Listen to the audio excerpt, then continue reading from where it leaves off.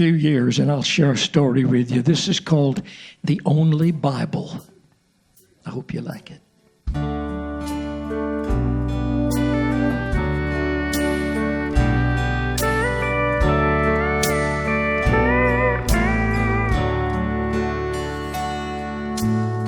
Norman never went to church. I often heard him say, I'd rather see a sermon than to hear one any day.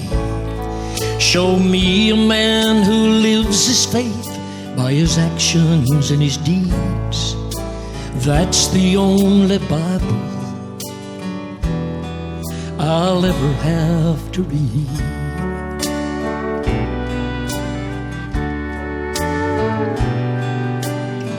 Norman was a guy I met when I went off to school. I said, come go to church with me. He said, hypocrites and fools. They dress up in their coats and ties, walk righteous through the door. They were drunk and chasing women the whole night before. Don't talk the talk if you can't walk the walk the way you should. Show me a man who understands and has a heart that's good, who rights a wrong, forgives a debt, and turns the other cheek. 'Cause that's the only Bible I'll ever have to read.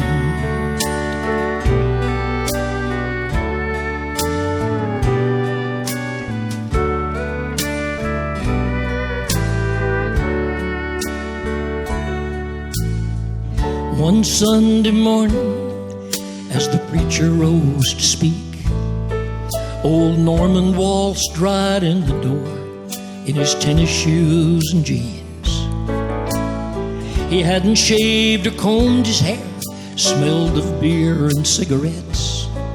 He walked right down, sat on the floor, and proudly crossed his legs. The congregation held its breath. Nobody said a word, when from the back the clickety-clack of a walking cane was heard. Yeah, old Deacon Jones was coming down the aisle. There was bound to be a fight, but he just smiled and dropped his cane and sat down at Norman's side.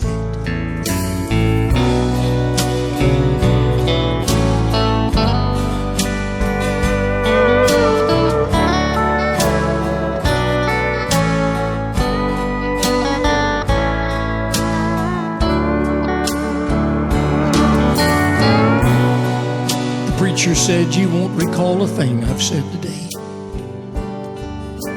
but you've just seen a sermon that says more than I could ever say. So let this be a lesson as to how we sow our seeds. You may be the only Bible somebody ever reads.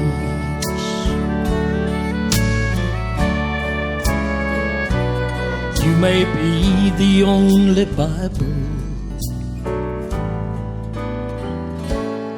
somebody ever reads.